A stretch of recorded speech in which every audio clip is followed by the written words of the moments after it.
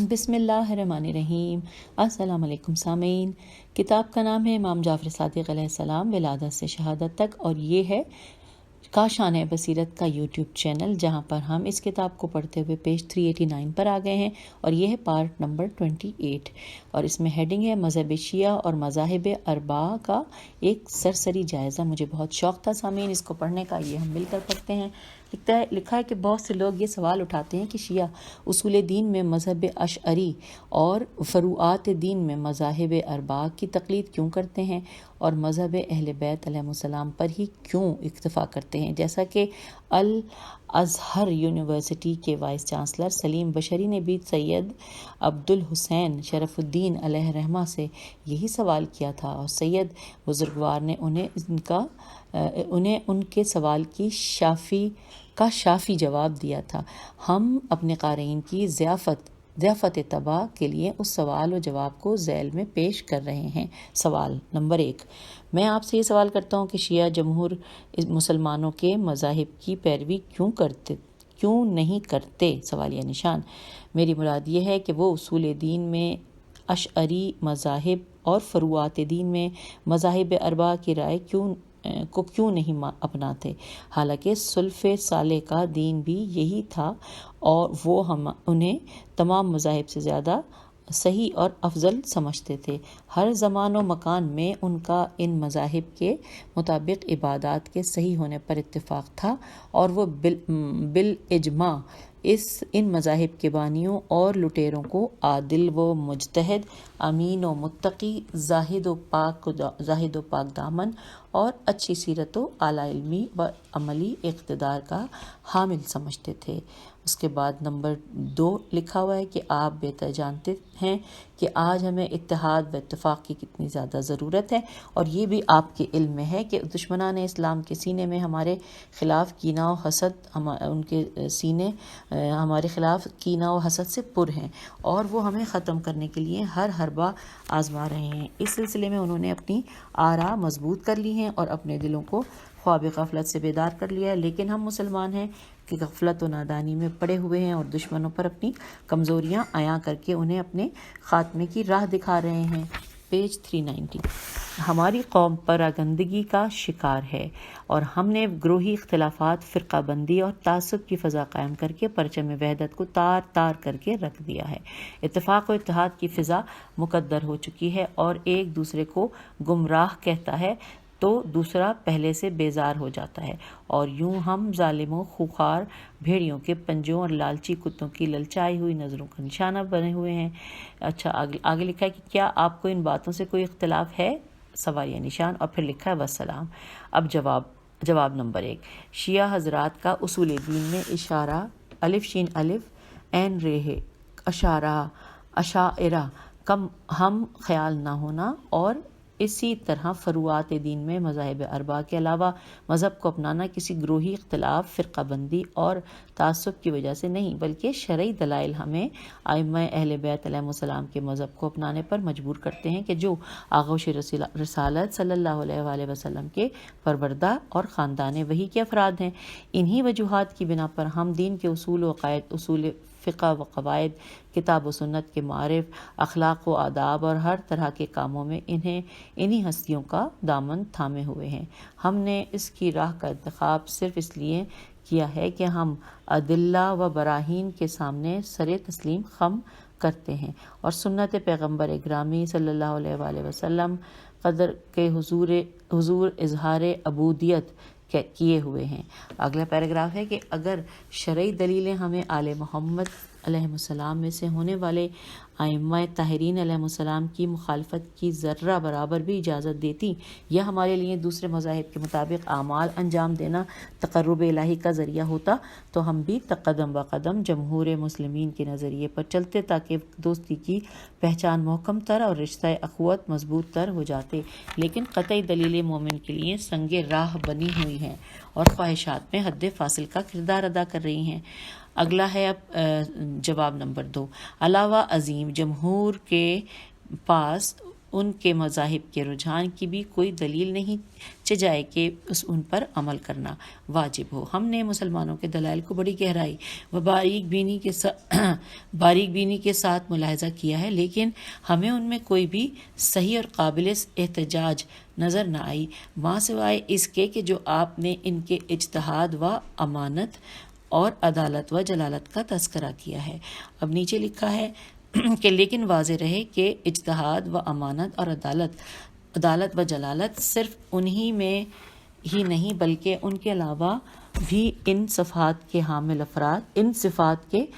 افراد موجود ہیں۔ بنابراین کس طرح جائز ہو سکتا ہے کہ صرف انہی کی ہی پیروی کی جائے اور باقیوں کو چھوڑ دیا جائے؟ پیج 391 لکھا ہے میرا خیال 391 پیج لکھا ہے میرا خیال نہیں کہ اگر کوئی یہ کہنے کی جرت اور جسارت کرے کہ وہ علم و عمل میں ائمہ طاہرین علیہ السلام سے افضل ہے، کیونکہ وہ تو عطرت کے انجام، نجات کے سفینے، ابواب مغرب اور دین میں اختلاف سے امان، ہدایت کے نشان، ثقل پیغمبر صلی اللہ علیہ وآلہ وسلم اور آپ صلی اللہ علیہ وسلم کی امت میں آپ کا بقیہ ہیں، اور رسول خدا صلی اللہ علیہ وآلہ وسلم ان کے بارے میں ارشاد فرما رہے ہیں انورٹڈ کاما کہ ان سے آگے نہ بڑھنا ورنہ ہلاک ہو جاؤ گے، ان سے پیچھے بھی نہ رہنا ورنہ ابھی ہلاک ہو جاؤ گے، اور انہیں سکھانے کی کوشش نہ کرنا کیونکہ یہ تم سے زیادہ علم رکھتے ہیں انورٹڈ کاما کلوز۔ اب لکھا ہے لیکن یہ مذاہب اربعہ کا قیام ایک سیاست نہیں، اور تم کیا جانو کہ صدر اسلام میں کس بات کا تقاضا تھا، اور اس سے بھی بڑھ کے تعجب تو ہمیں تمہاری اس بات پر ہوتا ہے کہ سلف صالحین انہی مذاہب کے پیرو اور پابند ہیں، وہ انہی تمام مذاہب کی نسبت زیادہ عادل اور افضل قرار دیتے تھے اور ہر زبان و مکان میں انہی کے مطابق عبادات بجا لاتے تھے۔ اگلا پیراگراف ہے ایسا معلوم ہوتا ہے کہ تمہیں شیعہ اسلاف کی خبر نہیں ہے، حالانکہ وہ فی المعانی مسلمانوں کا نصف ہیں۔ وہ مذاہب ائمہ اہل بیت علیہ السلام کے پیروکار ہیں، اس سے سر منہ انحراف کرنے والے نہ تھے، اور وہ حضرت علی اور فاطمہ علیہ السلام اللہ علیہ کے زمانے سے آج تک اسی مسلک پر چلے آ رہے ہیں، اور اس زمانے میں اشعری الف شین عین رے چھٹی کا کوئی وجود تھا اور نہ ہی کوئی مذاہب سے واقف تھا۔ نمبر 3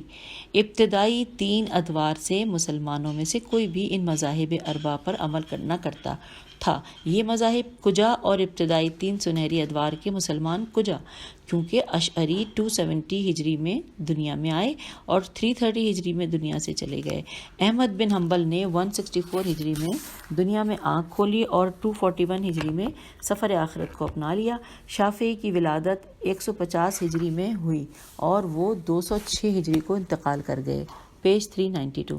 امام مالک کی پیدائش 95 ہجری میں ہوئی اور وہ 179 ہجری میں دائی اجل کو لبیک کہہ گئے، اور ابو حنیفہ کا تولد 80 ہجری میں ہوا اور 105 ہجری کو یہ بھی سفر آخرت کے راہی ہو گئے۔ اب لکھا ہے کہ ہم شیعہ تو صدر اسلام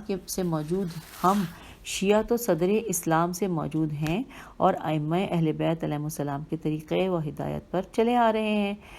یعنی ہمارا مرجع ائمہ اہل بیت علیہ السلام ہے، جبکہ دوسرے لوگ صحابہ و تابعین کے پیروکار ہیں۔ اب سوال یہ پیدا ہوتا ہے کہ تمام مسلمانوں پر کیوں کر واجب ہو گیا ہے کہ ابتدائی 3 ادوار کے بعد مسلمان ائمہ اربعہ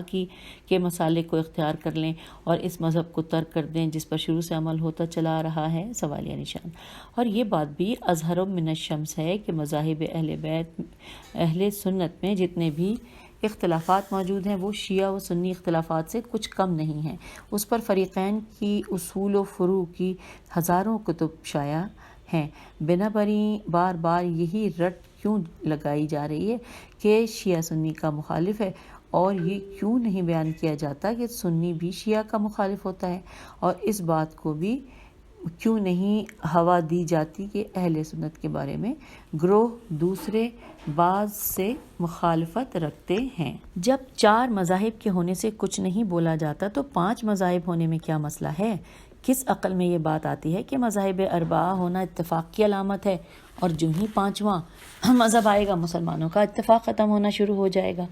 پراگندگی اور انتشار پھیل جائے گا اور ان کی آپس میں جدائی ہو جائے گی۔ اگلے پیراگراف میں لکھا ہے آپ کیوں ایسا سوچتے ہیں کہ مذہب اہل بیت علیہ السلام کی پیروی سے اجتماعیت ختم ہو جائے گی، پراگندگی رواج پکڑ لے گی اور دوسرے مذاہب کی پیروی سے ان کے دل ملے رہیں گے اور عزائم ایک ہی رہیں گے، خواہ ان کے نظریات و مشارب ایک دوسرے سے مختلف ہی کیوں نہ ہوں۔ اگلے پیراگراف میں نہیں سمجھتا کہ آپ بھی میرے ہم خیال ہوں گے، بلکہ میں خاندان عصمت و طہارت کی محبت و مودت کو نظر انداز رکھتے ہوئے اسے ماننے پر تیار نہیں ہوں۔ پیج 393 لکھا ہے ہاں ہم تب ہی متحد ہو سکتے ہیں کہ جب دوسرے مذاہب شافعی، حنفی، مالکی اور حنبلی کے پیروکاروں کے ساتھ ائمہ اہل بیت علیہ السلام کے سامنے والوں اور پیروکاروں کو سامنے رکھا جائے، پس ہم ان سب کو ایک نگاہ سے دیکھیں گے تو اتحاد خود بخود قائم ہو جائے گا۔ حوالہ ہے المراجعات صفحہ نمبر 25۔ اب اگلی ہیڈنگ آ گئی ہے کہ امام جعفر صادق علیہ السلام اور آپ کے زمانے کے دوسرے مذاہب آئے جانتے ہیں۔ امام جعفر صادق علیہ السلام کے زمانے کے مذاہب کو بیان کرنے سے پہلے ہم ایک سوال اور اس کا جواب پیش کرتے ہیں، اور وہ سوال یہ ہے کہ یہ غلط افکار اور باطل مذاہب کیوں کر پھیلے ہیں۔ اس کا جواب یہ ہے کہ جب بھی اسلامی معاشروں میں حق کی تجلیاں ظاہر ہوتی ہیں تو باطل کی تعلیمات چھپ جاتی ہیں، اور جو ہی حق کو کوئی کمزوری لاحق ہوتی ہے تو باطل قوت پکڑ لیتا ہے۔ ہمارے اس بیان میں سب سے بڑا شاہد اسلامی تاریخ ہے، بلکہ خود زمانہ بھی اس فتنے سے خالی نہیں ہے۔ اس میں جب بھی حق کی آواز مکمل آزادی کے ساتھ بلند کی جاتی ہے تو باطل کی آواز دب جاتی ہے، اور جو ہی دین میں کمزوری کا مظاہرہ کیا جائے تو ظالم حکومتیں اس کمزوری سے بھرپور فائدہ اٹھاتی ہیں اور اہل حق کے خلاف اپنا ہر طرح کا کینہ و حسد نکالتی ہیں، اور پھر انہیں اس ظلم و بے دینی کے عام کرنے میں کوئی بھی روکنے والا نہیں ہوتا، اور جب حکومت کمزور ہو جاتی ہے یا اس کے نظام میں کوئی تبدیلی آتی ہے تو اس کے حالات پر منقلب ہو جاتے ہیں۔ اگلے پیراگراف میں لکھا ہے کہ ہم اکثر و بیشتر اپنی کتابوں میں ذکر کر چکے ہیں کہ ائمہ اہل بیت علیہ السلام اور ان کے ماننے والے اپنے زمانے کے ظالم حکومتوں کے ہاتھوں ہر طرح کے مصائب اور آلام میں گرفتار تھے۔ جب بھی کوئی اموی یا عباسی بادشاہ تخت نشین ہوتا تو وہ ائمہ اہل بیت علیہ السلام کے استحصال کی ہر ممکن کوشش کرتا تھا، نیز ان کے علاوہ لوگوں کے لیے بھی میدان وسیع ہو جاتا تھا اور انہیں ہر طرح کی آزادی مل جاتی تھی کہ وہ جو چاہیں کریں اور جو چاہیں کہیں، بالخصوص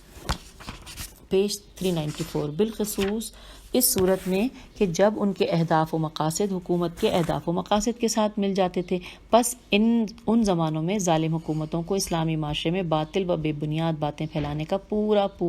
موقع مل جاتا تھا، جیسے جبر و تفویض فے واو یہ زوال، جبر و تفویض کے مفاسد، اشاعرہ و معتزلہ کے گمراہ کن عقائد، غالیوں اور ملحدوں کے اعتقادات، اور حلول و تناسخ جیسی بے بنیاد باتیں وغیرہ۔ اگلے پیراگراف میں ممکن ہے کہ کوئی شخص ہمارے اس بیان کو ہمارا ادبیانہ اسلوب تحریر قرار دے تو ہم ان صاحبان کے لیے واضح کیے دیتے ہیں کہ ان سے پوچھتے ہیں کہ کیا وہ مسلمان بادشاہ ہی نہ تھے کہ جنہوں نے کفریہ عقائد پر مشتمل یونانی فلسفے کی کتابوں کا عربی زبان میں ترجمہ کروا کر اوساط علمیہ میں پھیلایا تھا؟ سوالیہ نشان۔ قارئین کرام، واضح رہے کہ ہم نے یہ مختصر سی تمہید اس لیے ذکر کی ہے تاکہ ہمیں معلوم ہو جائے کہ یہ غلط افکار اور باطل عقائد دوسری صدی ہجری کے اوائل میں اسلامی معاشرے میں کس مقصد کے تحت پھیلائے گئے تھے۔ چنانچہ اس کے درج ذیل اسباب ہمارے سامنے آئے ہیں۔ پہلا سبب ائمہ اہل بیت علیہ السلام کو ان مراتب و مقام سے ہٹا دینا ہے کہ جو انہیں خدا کی جانب سے عطا کیے گئے تھے۔ وقت کے ظالم و جابر حکمرانوں نے ائمہ اہل بیت علیہ السلام کے لیے آزادی و حریت کے دروازے ہر طرف سے بند کر رکھے تھے، اور جو شخص بھی ان ذوات مقدسہ کے ساتھ کوئی نیکی کرتا یا ان کی کوئی بات کرتا، حتیٰ کہ ان کا نام بھی لیتا، تو اسے مظالم کا نشانہ بنایا جاتا اور اس کو دھمکیاں دے کر دہشت زدہ کر دیا جاتا تھا۔ اور یہ بھی ظاہر ہے کہ ائمہ طاہرین علیہ السلام کو سامنے سے ہٹا کر پیچھے لے جانے سے ظالم حکمرانوں کا مقصد ایسے لوگوں کو آگے لانا تھا کہ جو ان کی غلطیوں کو صحیح کہیں، ان کے گناہوں کو نیکی کہیں، ان کے بدعمالیوں پر پردہ ڈالیں اور ان کے عیبوں کی تعویلیں کریں۔ چنانچہ حکومت نے ایسے لوگوں کو وسیع میدان دے رکھا تھا اور ان کے لیے تمام راہیں کھولی ہوئی تھیں تاکہ یہ جو چاہیں انجام دیں، خواہ یہ غلط فیصلے کریں یا باطل پر مبنی فتوے دیں، اور خواہ ان کے لیے احادیث میں تحریف کریں یا قرآن مجید کی تفسیر بالرائے کریں۔ اور ان لوگوں کے ہاتھوں قرآن مجید گویا ایک کھلونا تھا کہ وہ جیسے چاہتے اس کی تفسیر بالرائے کرتے، اور یہ باطل افکار اور کفری عقائد کے پھیلنے کے اسباب میں سے ایک دوسرا سبب تھا۔ پیج 395۔ کیا خدا کے مجسم یعنی وہ ایک جسم ہے ہونے کا عقیدہ اسلامی دنیا میں اس زمانے سے اب تک پھیلا ہوا نہیں ہے؟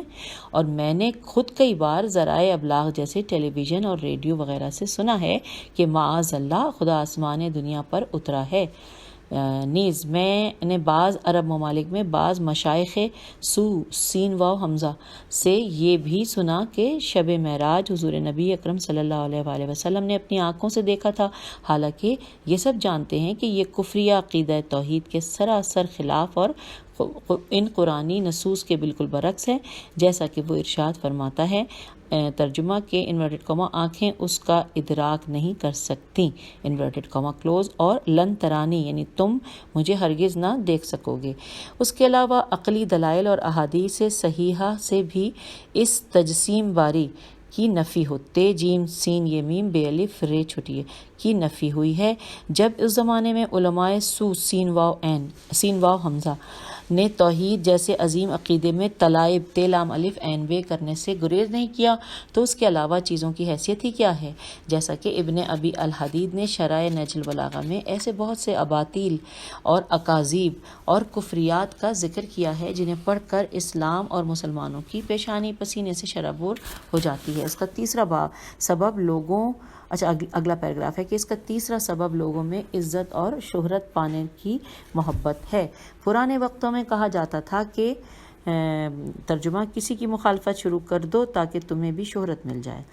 اب اگلا پیراگراف ہے کہ بنا بری بہت سے غلط افکار اور باطل مذاہب کو جن لوگوں نے ایجاد کیا وہ بالکل ہی گمنام تھے، نہ انہیں کسی اعلیٰ شرف کا حقدار سمجھا جاتا اور نہ ہی کوئی ان کا احترام کرتا تھا۔ پیج 396۔ گویا ان کی بے شعوری اور حقارت نفسانی نے انہیں ایک مذہب ایجاد کرنے پر مجبور کر دیا تاکہ وہ لاشعوری طور پر اور پست لوگوں کو اس مذہب کی دعوت دیں، اور اس گندے اور شیطانی طریقے سے انہیں کچھ نہ کچھ شہرت مل ہی جاتی تھی۔ اگلے پیراگراف میں لکھا ہے کہ معزز قارئین، آپ کی توجہ ان امور کی طرف دلانے سے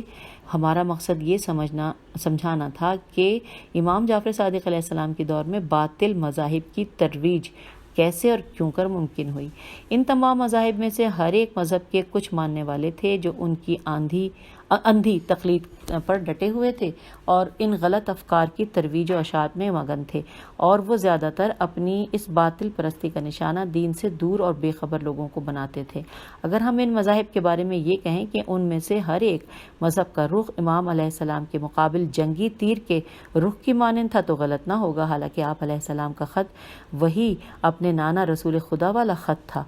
اس کے بعد لاسٹ پیراگراف لکھا ہے اس صفحے پہ کہ اس سے پہلے پتہ چلتا ہے کہ امام جعفر صادق علیہ السلام نے کتنی حکمت کے ساتھ ان مذاہب کا مقابلہ کیا اور انہیں علمی طور پر ختم کرنے کی کتنی کد و کاوش کی، حالانکہ آپ علیہ السلام کو ہر طرف سے پابندیوں اور مظالم کا سامنا تھا۔ سامعین، پیج 396 سے ہم نے یہ ہیڈنگ کو بھی مکمل کر لیا۔ اب پیج 397 پہ ہم آ گئے ہیں اور ہم پڑھنے جا رہے ہیں، ہیڈنگ ہے امام علیہ السلام کے زمانے کے دوسرے مذاہب۔ آئیے پڑھتے ہیں۔ لکھا ہے کہ اب ہم یہاں اپنے قارئین کی خدمت میں حضرت امام جعفر صادق علیہ السلام کے زمانے کے بعض باطل اور منحرف مذاہب کا مختصر سا تعارف پیش کرتے ہیں۔ ان میں سے بعض کا تو اب کوئی نام و نشان ہی نہیں رہا اور بعض ابھی تک باقی ہیں اور ان کا گمراہ کن سلسلہ ابھی تک چل رہا ہے۔ نمبر 1، مجبرہ میم جیم بے رے ہے۔ لکھا ہے کہ جب کوئی انسان انحراف پر مبنی اپنی افکار کو اپنے پیروکاروں کے سامنے پیش کرتا ہے تو اس کے چاہنے والے ان میں من پسند اضافے کر کے انہیں سادہ لو افراد میں عام کر دیتے ہیں، اور وہ ان اباطیل الف بے الف تو یہ لام و اکاذیب الف کاف الف زال یہ بے کو یوں قبول کر لیتے ہیں کہ گویا یہ ان کی طرف وحی کی گئی ہے اور اس سے بھی بڑا المیہ یہ ہے کہ یہ ظالم لوگ ذات باری کے متعلق بھی اپنے پاس سے خیالات و اوہام بنا لیتے ہیں، چنانچہ کبھی وہ اس کے لیے علم کو ثابت کرتے ہیں تو کبھی اس کی ان سے نفی کر دیتے ہیں، اور اسی طرح کبھی اسے قادر کہتے ہیں اور کبھی اس سے قدرت اختیار کو سلب کر لیتے ہیں۔ سین لام بے، اس طرح مقدسات اسلامیہ اور معتقدات دینیہ ان کی خواہش کے تابع اور ان کی ان آراء کا نشانہ بن جاتی ہیں جن کی خدا نے کوئی دلیل نہیں اتاری ہے۔ اگلا پیراگراف ہے کہ شیطان مردود کے چیلوں کے ایجاد کردہ مذاہب میں سے ایک مذہب جبریہ یا مجبرہ جیم بے رے یہ ہے یا میم جیم بے رے ہے کا ہے۔ وہ جبر کے قائل ہیں، وہ انسانوں کے تمام اچھے یا برے افعال کی نسبت خداوند متعال کی طرف دیتے ہیں اور کہتے ہیں ہمارا کوئی بھی فعل ذاتی نہیں اور ہمیں ان کی انجام دہی پر کوئی اختیار حاصل نہیں، بلکہ ہم تو اس کے ارادے اور مشیت کے تحت مجبور محض ہیں، مجبور محض میم ہے زواد ہیں۔ بنا برئیں جب خدا چاہتا ہے کہ ہم نماز پڑھیں تو ہم پڑھ لیتے ہیں، اور جب خدا چاہتا ہے کہ ہم شراب پئیں تو ہم پی لیتے ہیں۔ پیج 398۔ اور وہ اپنے اس فاسد عقیدے پر بعض قرآنی آیات کی غلط تفسیر و تعویل سے دلیلیں بنا بنا کر پیش کرتے ہیں، اور یہ عقیدہ فاسدہ اشاعرہ کی طرف منسوب ہے۔ اگلا پیراگراف ہے، اچھا میں اشاعرہ کی ہجے کر دیتی ہوں، الف شین الف عین رے ہے۔ اگلا پیراگراف ہے کہ اور یہ بھی واضح ہے کہ جو شخص اس عقیدے کا معتقد ہوگا وہ اپنے لیے ہر گناہ و معاصیت کو جائز و مباح قرار دے گا۔ وہ شراب پیے گا، زنا کرے گا اور چوری کرے گا، پھر کہے گا کہ اللہ نے چاہا کہ میں شراب پیوں تو میں نے پی لی، اللہ نے چاہا کہ میں زنا کروں سو میں نے کیا، اللہ نے چاہا کہ میں چوری کروں لہٰذا میں نے چوری کی، اور اللہ نے چاہا کہ میں نماز نہ پڑھوں سو میں نے نہیں پڑھی۔ اس کا مطلب یہ ہوا کہ اس عقیدے کے مطابق خدا خود ہی بندے سے گناہ کراتا ہے اور پھر اسے اس پر سزا دیتا ہے، اور یہ سراسر ظلم ہے اور خدا کی شان اس سے بہت بلند ہے۔ اب اگلا لکھا ہے نمبر 2 جارودیہ، انہیں سرہوبیہ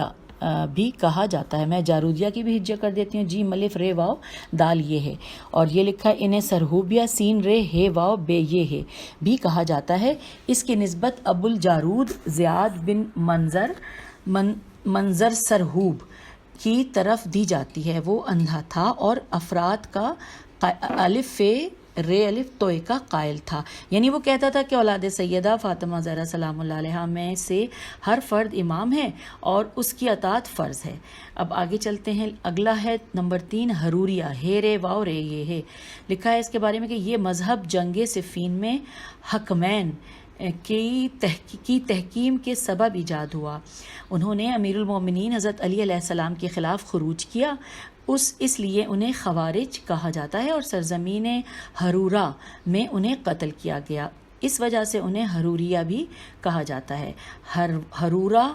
کوفہ کے قریب ایک مقام ہے۔ اچھا چوتھا ہے کیسانیہ، کاف یہ سے الف نون یہ ہے۔ اس کے بارے میں لکھا ہے کہ یہ حضرت محمد بن حنفیہ بن امیر المومنین حضرت علی علیہ السلام کے ماننے والے تھے، اور یہ وہ پہلا فرقہ ہے جو امامیہ سے منحرف ہوا تھا۔ انہیں کیسانیہ کاف یہ سین الف نون یہ ہے کہنے کے مختلف اسباب بیان کیے جاتے ہیں۔ پیج 399۔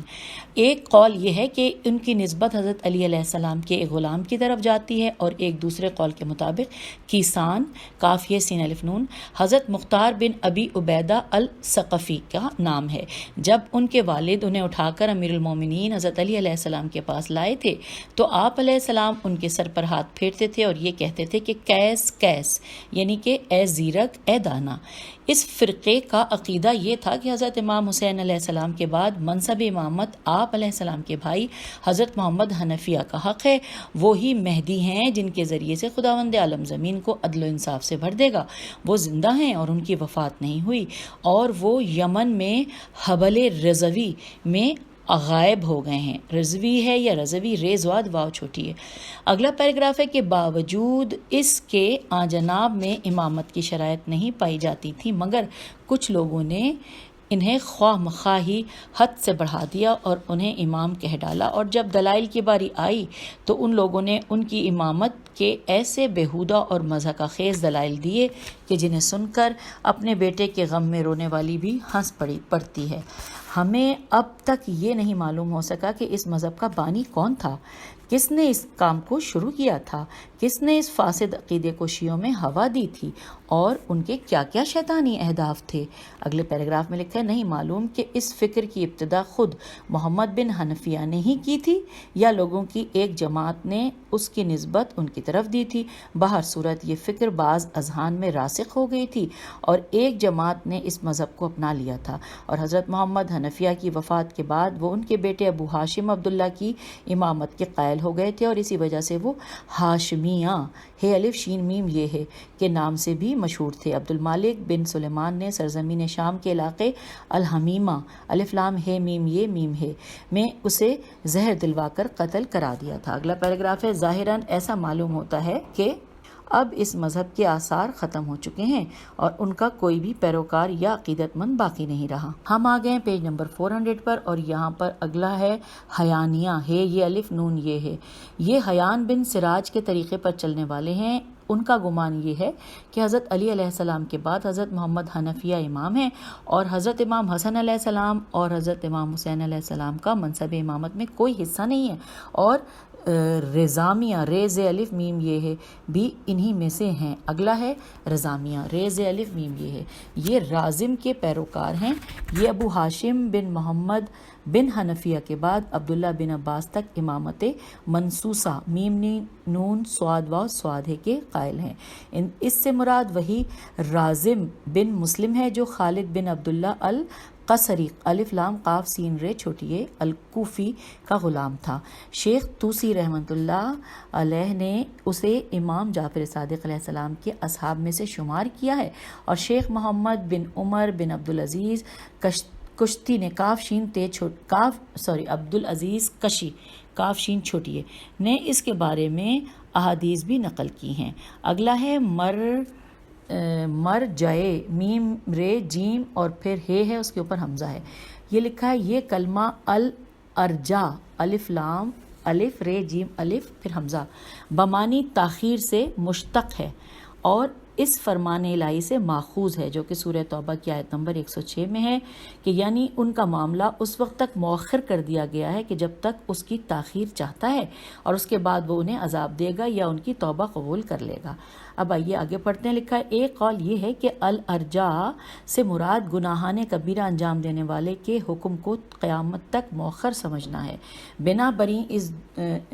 بری دنیا میں اس کے بارے میں کچھ نہیں کہا جا سکتا کہ جنتی ہے یا جہنمی۔ حضرت امام جعفر صادق علیہ السلام نے ایسے لوگوں سے براءت کا اظہار کیا تھا۔ آپ علیہ السلام نے ان پر لعنت کی اور مومنین کو ان کی محفلوں میں شریک ہونے سے منع کیا، جیسا کہ فضیل بن یسار نے حضرت امام جعفر صادق علیہ السلام سے نقل کیا ہے۔ آپ نے ارشاد فرمایا کہ ترجمہ کہ تم ان یعنی مرجع میم رے جیم اور حمزہ ہے کے ساتھ نہ بیٹھا کرو، خدا ان پر اور ان کے مشرک ملتوں پر لعنت کرے جو کہ کچھ عبادت نہیں کرتی۔ یہاں پہ انورٹڈ کاما کلوز ہو گیا اور ہم پیج 401 پہ آ گئے، اور اگلا پڑھنے جا رہے ہیں۔ اس کا نام ہے مفوضہ،